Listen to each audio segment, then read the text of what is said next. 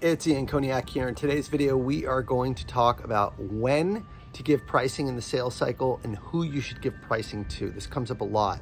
A lot of people will sell bottom up and they'll start with the champion and they'll give pricing to the champions. And a lot of times it just goes nowhere, it gets stuck. And so hopefully the goal today is to show you exactly how to avoid that situation. So the golden rule in terms of the first question, who do you give pricing to? The golden rule in sales is never give pricing to somebody who can't say yes. Now, these people can say no, right? But they can't say yes. So before I ever give pricing, I want to find out who is the person that ultimately is going to say yes to what we're talking about. And what I'll do is a lot of times I'll do discovery with the evaluator or the champion who brought me in. And then I'll say, great, let's go ahead and put together a proposal and we'll present it to the executive that's going to approve it. Now, once in a while, they're going to want to see it. They're going to want to put their fingerprints on it, and that's fine. I'm happy to share that, but it's with the understanding that this is ultimately going to be presented to a senior decision maker who can say yes, okay?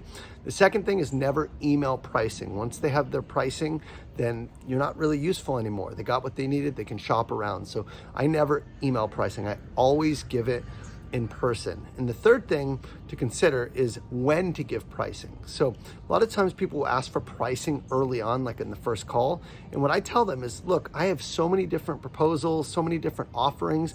I need to understand what it is that you need, and we tailor our proposal or our configuration or our solution based on your needs. So, if they're really insistent, you can give them a range, but I try to give them a very big range. Maybe it's between $5,000 and $100,000, right? Which is the truth. It could be a large deal or a very small deal. So we don't know until we've gotten to the point where we've qualified, we've done good discovery, okay?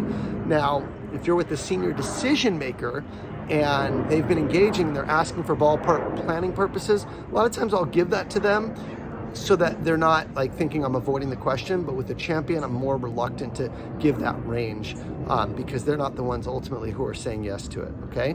I promise you, if you're giving pricing too early in the sales cycle to somebody who can't say yes, that's not qualified, the deal's gonna go nowhere. Your close ratios are gonna be very poor. So always present to people who could say yes. Make sure you take the time, always take the time to find out upfront what that buying process is, who that economical buyer is, and make sure that you are presenting in person to that buyer with the support of your champion, already having seen it, ideally coached you, gotten to a point where they feel comfortable, and then they can, basically talk first, and then you can meet that decision maker and go through it, answer questions, and ultimately get them involved. So that's how to sell bottom up, and I hope this is super helpful. I'll see you guys later.